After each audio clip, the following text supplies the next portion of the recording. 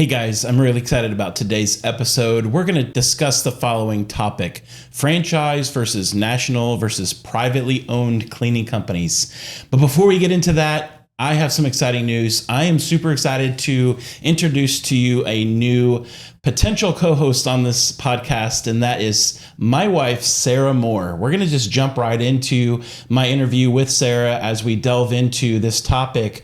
But she is the CEO of our company. She oversees half of our accounts. She's very hands-on at these accounts every week. Raises 3 beautiful children with me. I am just excited to have Sarah on this podcast and hopefully many more in the future.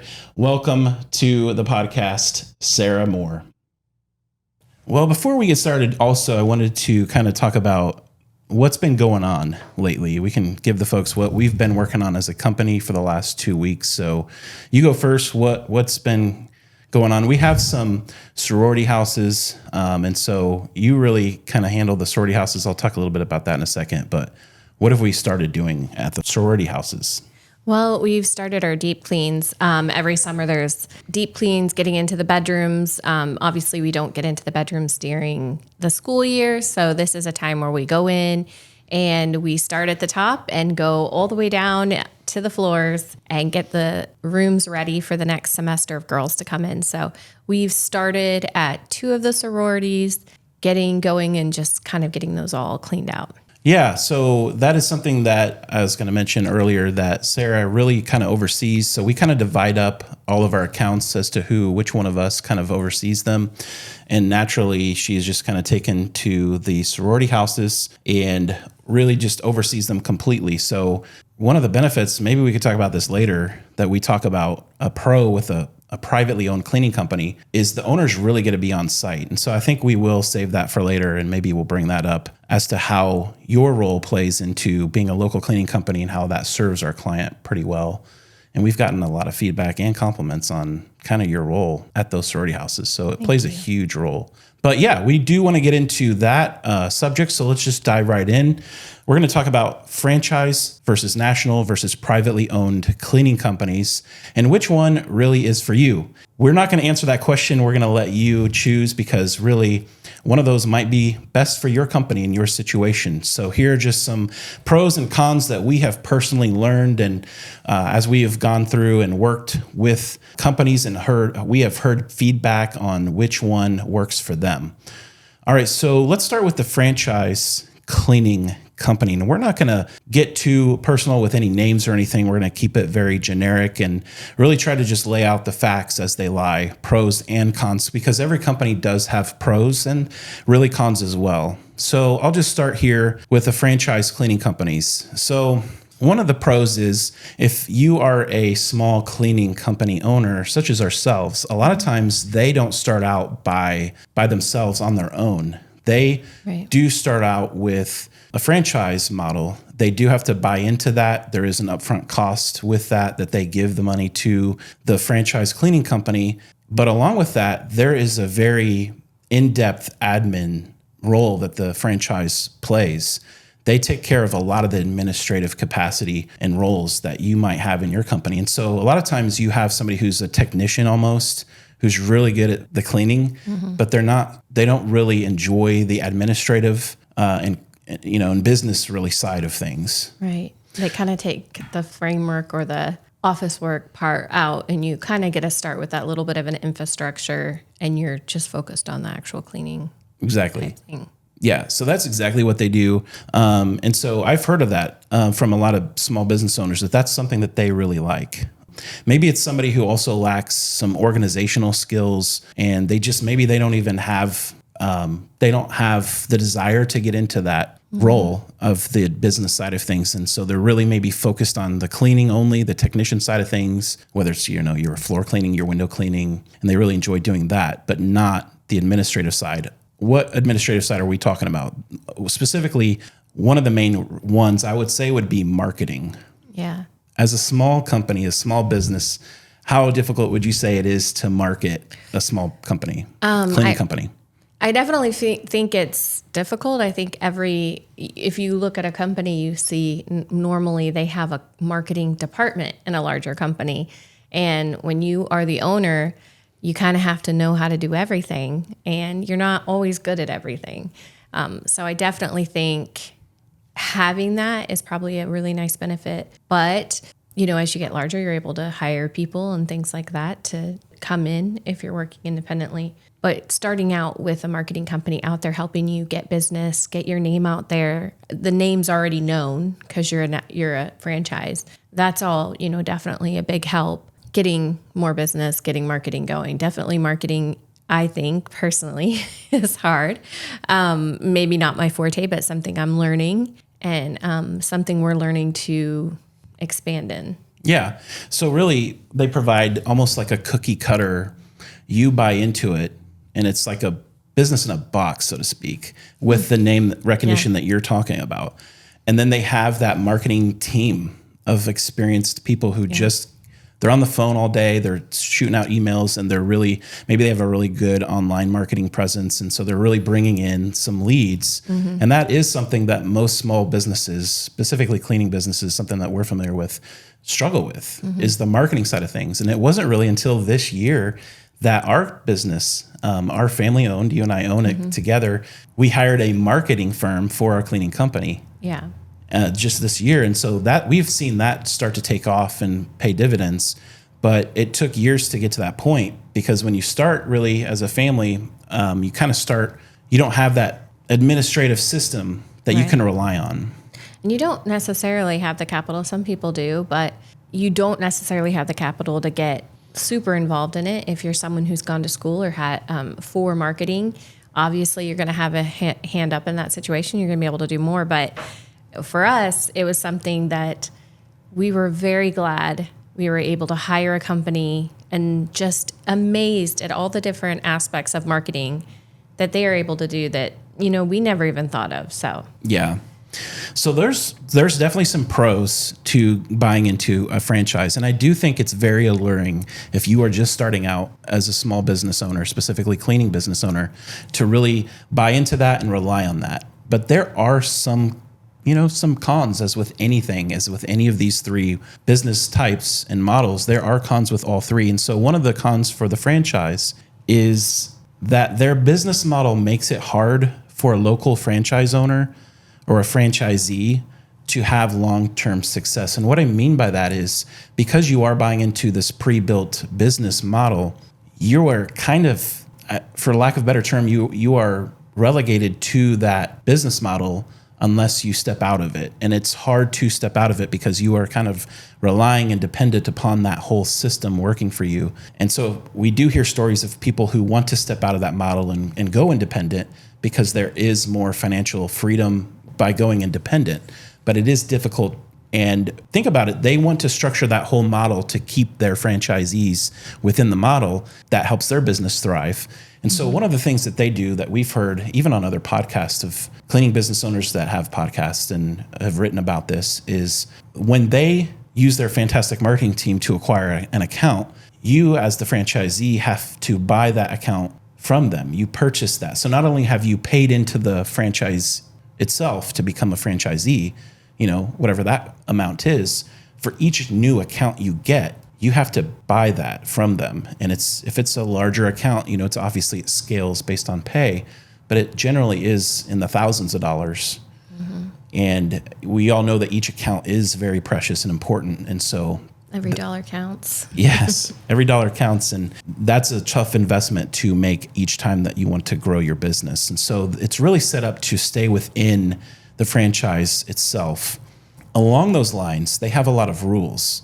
And if you don't follow them correctly, not saying that even if you do something wrong that needs fixed, that they would take your account away, not even looking into that, but if you don't follow certain rules properly, and they may not really have to tell you exactly what you did, they have the right. You basically have signed the right away to where even if you've purchased that account and you have a new building that you're cleaning, they have the right to take that away at any moment. They really have a rock solid for them contract that you sign. And so that can be tough as well.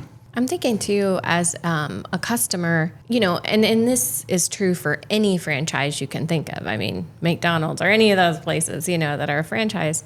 When you see a name, you expect a product, but obviously every single franchise is run differently. The quality is different. And so you think you know what you're getting when you hire this name, but you really don't know. It really is still a toss-up because each one is owned by someone else, run by someone else. And even if they have the same standards or rules, they tend to all be very different. And so I think there is a little bit of a confidence in knowing what you're getting, but you don't really know. Mm-hmm. Just like you could go to one McDonald's or one Burger King and it could be the greatest ever. And then the next one could be the absolute worst. Yeah. So. And we did say we're not going to name drop, and then we gave you a couple names, but those aren't cleaning companies, so that's fine. Okay. Everybody's familiar with those companies, and so that is exactly right. You don't know, and I think that's a good point because that's a point that I put as a con for an independently owned cleaning company. We'll get to that. It also applies for the franchise companies. Every business and every business owner is going to be different. And that kind of goes back to our first podcast. No two cleaning companies are the same. And that is so true. So those might be some drawbacks when it comes to a franchise cleaning company. You can maybe see the model where you have people who are just acquiring account after account and maybe even underbidding the account. Do you think that could be a possibility? You don't have a lot of control in those areas, I believe, from my understanding of the franchises, over cost, pricing, things like that. So I do think in order to get a bulk amount of accounts, they might be bidding out a little bit lower than what you might want. And the problem with that is you want to hit the sweet spot. What we tell people when we go on walkthroughs, whether it's an owner, whether it's an office manager or facility manager, what we like to tell people is we're not looking to be the cheapest guy out here, because the cheapest guy out here probably doesn't have all the insurance that they need to properly run their company, whether it's workman's comp, liability, commercial vehicle. And so they don't have all of the systems in place. And so we don't want to be their competition.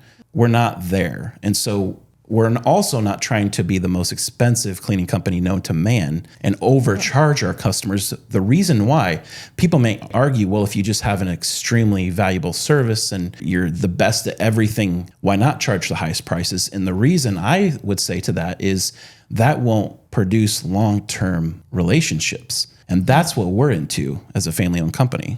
Yeah, that is our bread butter. We want to produce or to have long-term relationships with customers that are yearly. They're not ones that we have for 6 months and they're gone. And most of our relationships have been year over year, even places that we've taken over the accounts and started doing them, who have traded out year after year for a new cleaning company. We've been able to kind of roll those each year and develop. And a lot of that, we'll talk about it later, but a lot of that has to do with how we deal with the accounts on a personal level. Exactly. So that is the franchise model, number one. Number two, let's look at the national cleaning company model. They're kind of similar in that they're both usually larger national companies, but this specifically isn't a franchisee model, franchisor-franchisee model. It's more specifically, they are a national, well-recognized cleaning company.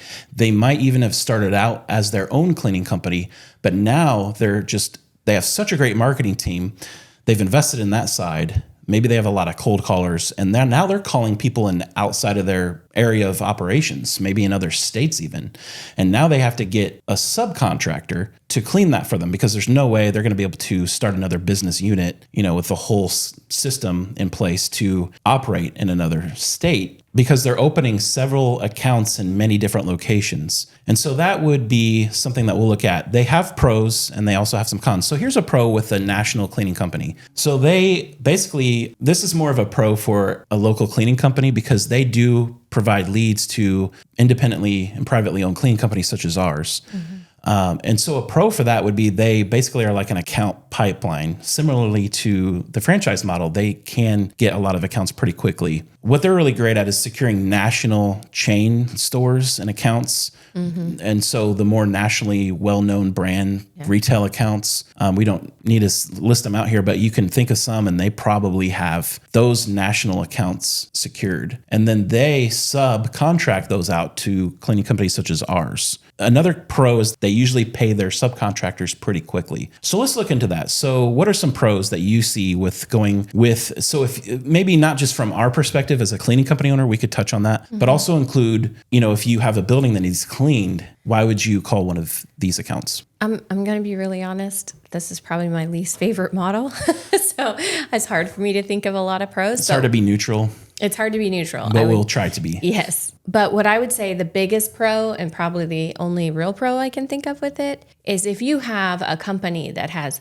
multiple locations all over the country and you don't want to deal with multiple cleaning companies, to go with one cleaning company, set that account up, and have them subcontract all those accounts out for you really takes a lot off your plate if you're going out there to do that. So I can understand and see how that would be an incredibly nice thing. And I think it would be a prudent thing to do, not have to worry about a bunch of local companies and have all of that centralized. You're really selling me on this, and I think you're selling our audience maybe.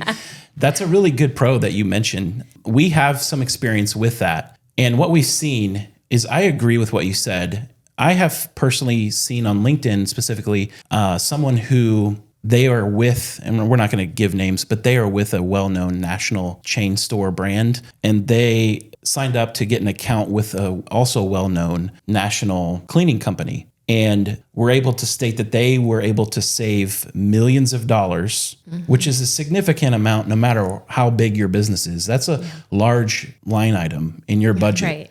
For you as an individual working for whatever said company to be able to, tout saying, hey, I saved our company millions of dollars by just going with this national cleaning company.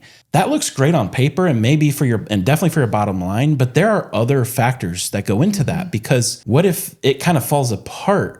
Because there's a lot of cogs in that wheel. And so we've seen it fall apart within months.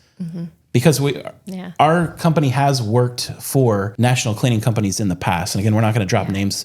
And there are pros, like you mentioned. It is a good business model for some, I do believe. But we have seen some cons as well, because we have seen them sign up with a newer, and maybe that's why it didn't work, because they were a newer national cleaning company. Right. And they had just gotten the infrastructure in place, the managers and all the people that, basically the account managers, I would say their number one person that they hire in their office, because that's what it takes for them to work. They have to have all of these people on the phone every day with the local cleaning companies. And then we, on the end of the cleaning company side, would see a lot of turnover, and they had trouble training them. So what would you say? I mean, obviously we've experienced this side of it. So I have only our view from one company that we experienced. So I will say that. We have gone with two large. You're right. You might have mixed them together. That's okay. No, I do. I forgot. We've done it with two. Yeah.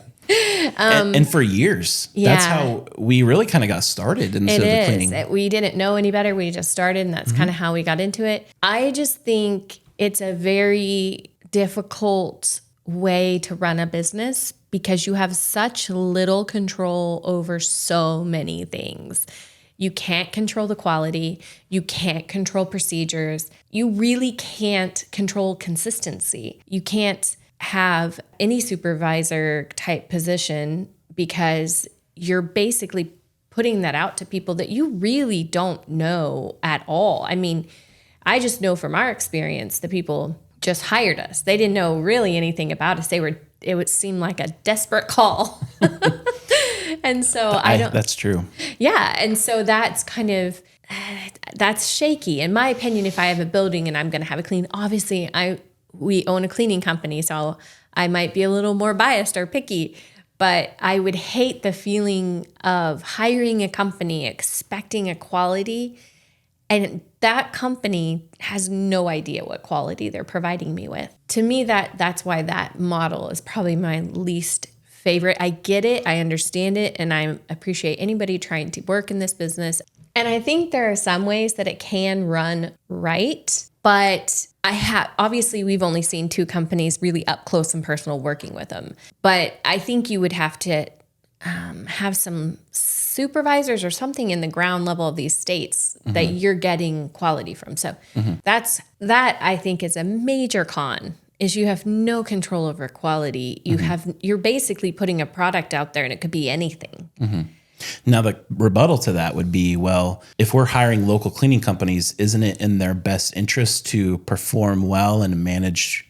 They basically become the managers themselves of their account that they subcontract under you for, so they can succeed and you can succeed. And that's kind of really what they're relying on. Whereas we're skipping ahead a little bit to the privately owned cleaning company side of things, but we are kind of the managers. We hire the managers. We train them. We're here locally. That's the difference. And so we are hiring the employees, and they're not contractors. They're subcontractors. They're actual employees, W-2 employees. They're not 1099, and they're on payroll. And so with that, there are rules and systems and really training programs that we can implement. Yeah, for the national cleaning company, they're, like you said, I think they're taking a little bit of a risk because they don't know if that cleaning company that they're hiring has any of that in place. And they don't have anyone in place locally, usually in your area, to check on that. And if they do, they're usually in charge of 100 different local chains. And they're overwhelmed. It's been my experience meeting with them, just going out for coffee and just hearing their stories of how overwhelming. And in those positions, often they have a lot of turnover. And what does that do with your long-term customer relationship? Because it looks amazing, going back to the beginning of the national cleaning company model, it looks amazing when you on paper can say, I've saved my company millions of dollars for the next year. But then it starts to break down, and where the rubber meets the road.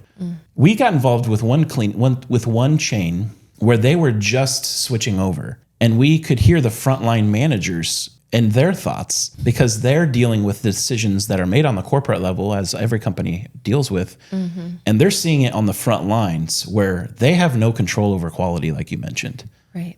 And that makes it extremely frustrating for your company's managers. Yeah, and I think one thing, I don't know if that's on your con list, but one of the cons, really an important con to think about that maybe you don't even know as a facilities director or manager, is the margins of profit for the subcontractor are very small. That was on my list. It was? Yeah. Oh, sorry. That's okay. I jumped the gun. You're smart enough to not even have to write that down. You just knew that. The margins are very small, and a lot of times the owner of the company is going to have to work, and they begin to get burnt out, and it becomes overwhelming, and the quality slips, their ability to do stuff slips. It's incredibly stressful. We've experienced this. It's incredibly stressful. It's incredibly hectic. You end up having, like you said, a high level of turnover, not just turnover of employees, but turnover of the subcontractors are out, new subcontractors are in. It's just a very hard place to make a profit where you can scale it and be good and have good systems and have good quality and have good work come into it. And it is. Oh, go ahead. I'm sorry. I was just going to say it is, I think, a real headache for anybody on the local level, the local branch, dealing with a cleaning company that keeps changing constantly. Yeah, so you're exactly right. That's not to say that there's no pros. We did go over the pros. And so maybe it is right for your national chain or whichever national company you have, because there are some pros to the managing. But you're hearing from the very end user some cons, and there are some. I did write down the percentage of revenue sharing that they take. So like do you remember like when iTunes started up and their model, if an artist put a song on iTunes, I don't know if this is a very specific example, but they would take 30% of the profit. And if you're the artist putting a song out on iTunes, you got 70%. And that was just a business model that they had. Well, that's the same type of business model that they kind of tout. It's not really written down, but you kind of, over the years that working with them, you kind of figured out that that's what they are saying. But then we really are privy to numbers. We're not supposed to be, but over the years, local managers start talking because they see the invoices and they share that with us. And it kind of is the flip of what they're saying it is. They're really keeping up to, I say up to, because it's not always, they keep up to 70% of the profit. What that does is it makes it extremely hard because now we as a local company are having to take on a lot more stores in the chain to manage and maintain. And then you do risk, unless it's an extremely always on top of it company, you do risk a loss of quality in the workmanship. Whereas if you work directly, if you allowed your local managers to work directly with the cleaning company and establish, again, what every local company really desires and strives for is a long-term relationship. Local, I mean, that's how it used to be back in the day, right? Everything back in the day. Back in the day, are we old enough for that? No, but I mean, we read about it. But our business used to be done with a handshake, and obviously it can't be done that way now, and we're not suggesting it be done that way, but there was something about the local store, and you go in and the guy knew the local delivery guy, for the local company, or he knew the local cleaning company. And so we got in on it right at the end. We tried to get in that way, and we spoke to a group of 12 managers, and they were for it. And even cutting out the middleman, our prices were a little lower. And so they actually were going to save more money and have a very localized control. The local managers wanted that control of the quality, and as it should be. Yeah. It's their store. They're hired to manage it. Yeah, they have to deal with the repercussions. Exactly. If the person's not cleaning, if the person doesn't show up, they're the ones that have to fill in the gap. It's on them. And so it makes sense why they would want to be in control of that. Yeah. But again, the pro is if you do it over a scaled amount of stores nationally, and you're talking hundreds and thousands, hundreds if not thousands of stores, you're going to save money on the whole. So I get that model. So that's the national cleaning company model. Well, I have some other cons, but I think we covered. We don't need to really beat it down. There. We're heavy on the cons, so it's going to work out. You can tell we've had our own little bit of experience with a couple companies. So. Can I get one more con in there? Man, okay. Well, this is something that just because we experienced it, sometimes they can just quit their contract without notice, and that leaves the local cleaning company without work. And they have, employees that are relying on that. So it makes them scramble to get some accounts. So there are some pros and cons. And we want to talk about number 3, privately owned cleaning companies. Privately owned cleaning companies. We're going to start out with the cons on this one. Because that's what we are. We are a privately owned cleaning company. On the con, I have here being individually owned, you never know what you're going to get. And that's true with any account. That's true with any business. So you need one that you can get to know, like, and trust. And you could do this by looking into their social media, reading their customer reviews, and seeing how their website is, the professionalism of their website, how authoritative it is. And you can kind of look at it that way. But that goes to what you were just saying about was it the franchise or really almost all three it falls under.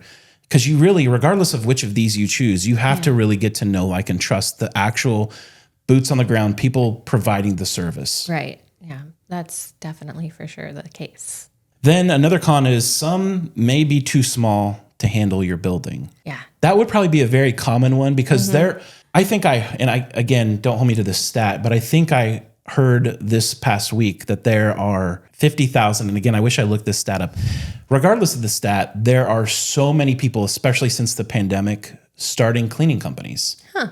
It's a thing. It's happening. Yeah. In fact, you saw that across the board with new entrepreneurs because when people worked from home, they got a taste of that independence. Yeah. So in general, more companies are being created, but yet it takes a lot for the companies. I know in the E-Myth book, the famous entrepreneurial book, when it came out, it was 86% of businesses, small businesses, would not make it to 5 years.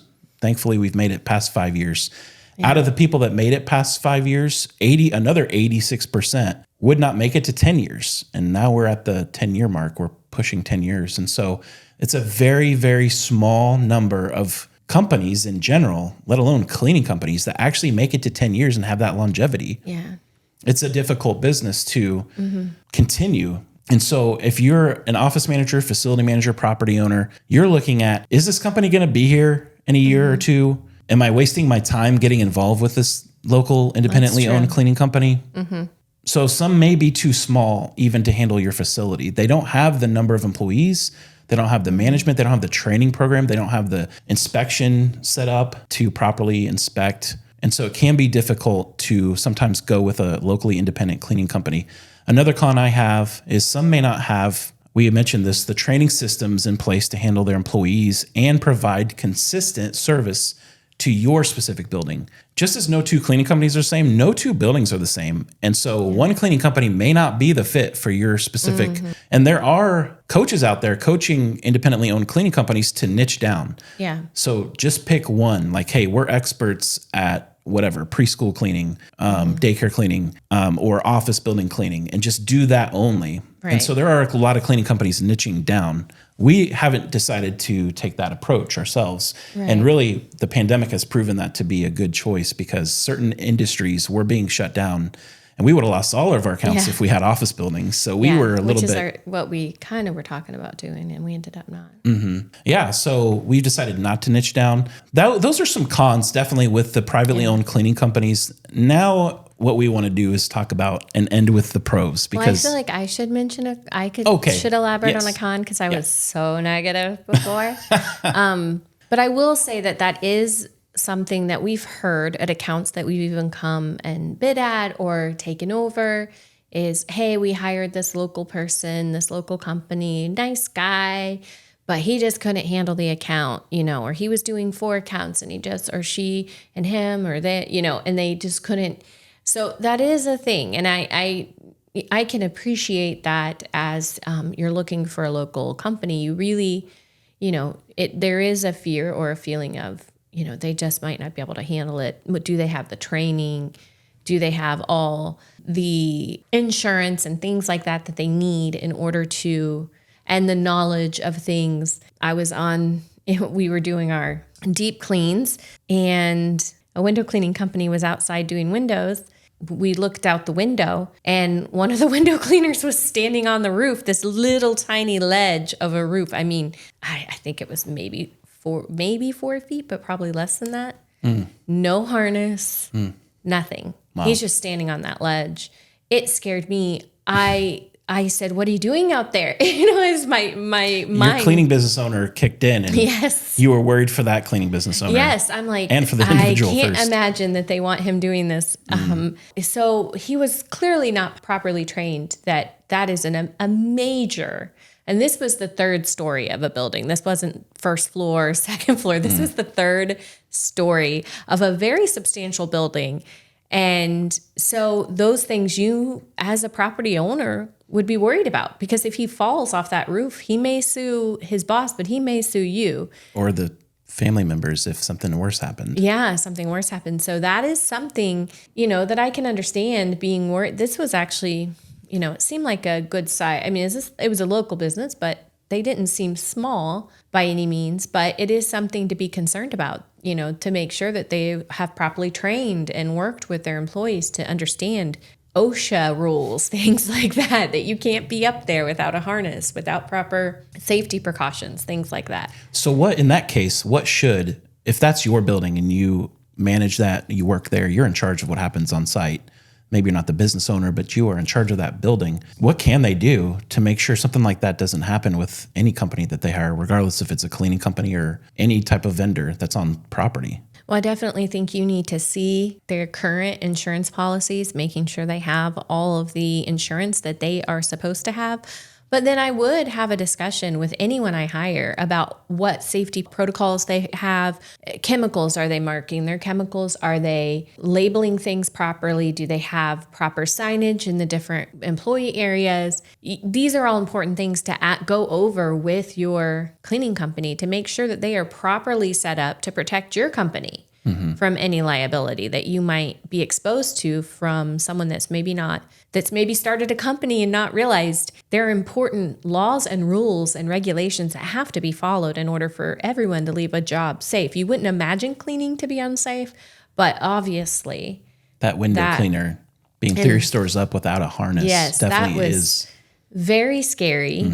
And, I wasn't his boss, but I did mention to him that he shouldn't be doing that just for his own safety and for his family. Yeah. And as a mother, I see a lot of instincts kicked in right there in the moment for you. The mom instincts, the boss, business owner instincts. Yeah. Yeah. And that's good that you were concerned, and that is concerning. That just happened this week, didn't it? Yeah, that was this week. It was very nerve-wracking. So things like that are happening here in central Indiana, folks. And so it's really important to truthfully, and kidding aside, it really is important to have no matter what vendor you're talking about, if it's a HVAC guy, plumbing guy, and I know time can be an issue, having conversations with each one. And that's where we've talked about bundling services in the past, where you're not having a separate window cleaner come out and a different janitorial company come out and a different carpet cleaner. Like, it saves time to have one company that can do all those things, and you're having one safety conversation with them.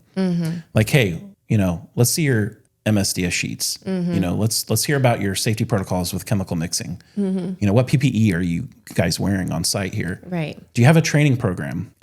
All those things are important. What do you guys do if OSHA stops by and look at your cleaning closet?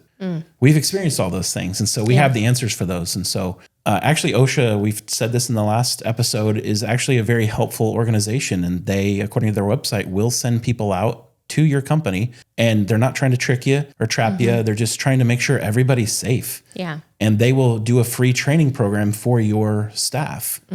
And so it can be a valuable tool to utilize what's there. It's definitely not something to be afraid of. It's something safety is number one. You should never put your people at risk and your company at risk.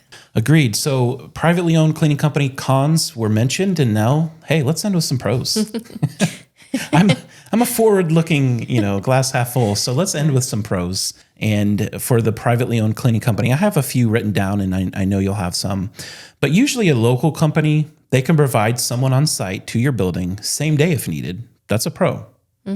We talked about, in contrast, some of the nationally known cleaning companies. It's a struggle for them to have somebody personally there on site. And so that is a huge bonus and benefit when working with a local cleaning company. If you need something, hey, maybe even the owner can show up that day and really get it done for you. They can solve the problem. I know that's one of the things that that's something that we pride ourselves in, is you're going to have someone clean that building that day. If it's even us, you're going to have someone clean your building. You're not going to worry about whether your building gets cleaned. And I think that's a pretty cool aspect of having a local company. Yeah. Along those lines, they have more skin in the game, so to speak, because their companies are smaller usually. They're not going to leave that company and go to another company and just switch and go corporate all of a sudden. They're usually going to go into a different line of work if their cleaning company closes, because that's what they were doing. And so they have skin in the game to provide high quality services to your building. They're going to do what it takes, because they know if their cleaner calls in or they don't clock in on the app that we conveniently have that alerts us if someone's not on site with geofencing, they're going to get somebody out there, or if need be, they're going to show up. And I know when we've personally taken vacations, we have backups and multiple backups in place, but also we have to realize it's so serious to us that we've already considered buying tickets back home in order to cover an account if need be, because that's how serious we take it as a local company. That's the type of service that we want to provide. They have skin in the game. Then they also know the local market. They're usually competitive for your city.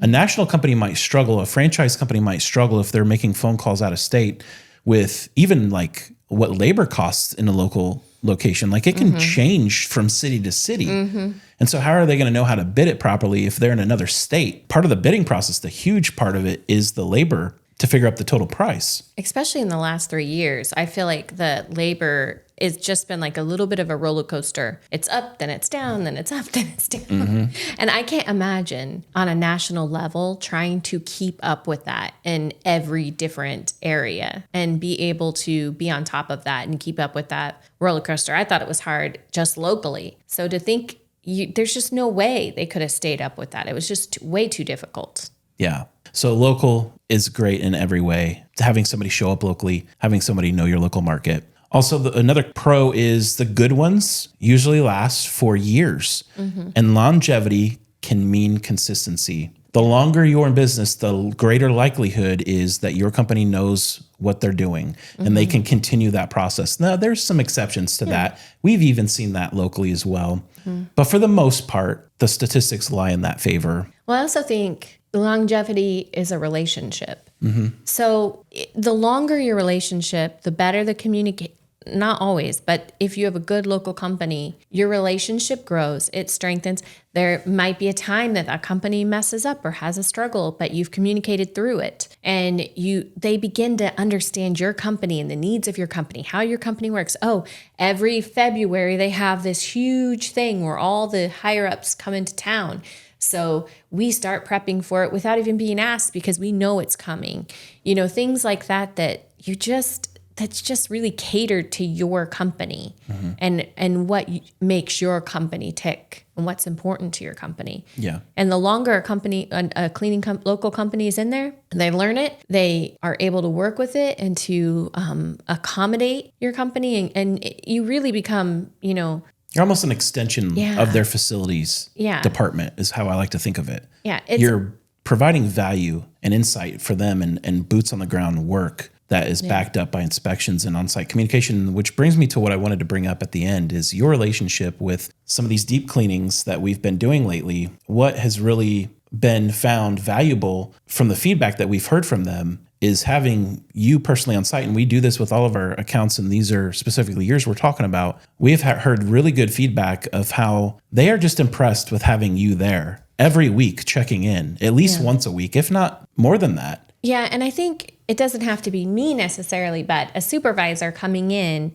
and consistently. And honestly, sometimes I'm in for 15 minutes connecting with a house director, a manager, just checking in with them. If you think of anything, give me a call. If there's anything you need, connecting with them on a personal level a little bit, having chit chat, but also connecting with them and saying, okay, how can we improve? How can we more accommodate your needs? Then talking to our cleaners that are there and connecting with them and looking at the building, looking at, how things are going, everything's, ebb and flow in business. Sometimes things are flowing great. Sometimes you got to go in there and work a little bit differently or change things around to make it work right. And so if you're in there consistently, at least once a week, connecting, checking, making sure things look the way they should, you're going to pick up on anything before it becomes a pattern or a habit or something that's, they're always missing this thing, or they never get this room, or they always forget to dust such and such. And so that's really important, I think, to catch a need before it becomes a complaint. Yeah, it's having an ear to the ground. It's having someone who is providing a local relationship with the manager or whomever is on site and just checking in with them and seeing, hey, how are things going? Just having that personal relationship is something we strive to do. And because we don't have hundreds of accounts, we're able to do that with each of our accounts. Yeah. And I think as we grow, my thought would be we'll hire someone and train them very well to have that connection point, because it really is, I think, essential to becoming or to carrying on long-term contracts. That's a key role to hire for. Yeah. To continue those relationships, it is all about what a relationship's all about, really, when it comes down to things, is communication. We can get the cleaning done, but we need to make sure if we're not hitting all the needs, or something's getting missed, or maybe something's not in the contract that they wanted in the contract, but they didn't mention. All of those things can get worked out. Whereas a lot of times when there's not the communication that you need, they think it's in the contract, but it's not in the contract. And it becomes this pain point for them to the point where they want to fire someone. And then replacing them is another pain point. Right. And so it's this little cycle. But if you can get in there and communicate with each other, and which is how all good companies run, people communicating and working together in order to have the best product that you can have. And so that's our goal, is to help our customers have the very best facilities out there. And in turn, my last pro is, so you are helping support a truly local, small, and many times a generational family business. So many companies are generational, and those are successful businesses most of the time. And that's who you're supporting when you go, most of the time, when you go with a privately owned cleaning company. All right, so what I want to do is really quickly just touch on what do we have coming up in our business. We mentioned some deep cleans that we're doing. Maybe what are some other things that we're personally going to be working on? Well, we're going to be getting into more deep cleans at the sororities. We have some more to do. We've got those start from top to bottom in these houses, and there's also window cleaning and carpet cleaning and even some stripping and waxing. So we have quite a few facets to those. So we're going to be working on getting that's where I'm going to be in the business, and getting those prepared for the fall semester to start up, which sounds crazy, but it really isn't that far away. So we have to get those all ready for the new girls to come in. Awesome. All right. And then some things I'm working on are just some new bids and new client acquisitions, hopefully coming up this week. And then as well, helping with those deep cleans as well. All right. So we want to just end by asking you to, if you enjoyed what you heard here, just go ahead and leave us a review wherever you're listening to this podcast, whether on Google, Apple, Spotify, or YouTube. And if you'd like to learn more, visit our website at cleaningindy.com. Thanks so much, and we'll see you next time.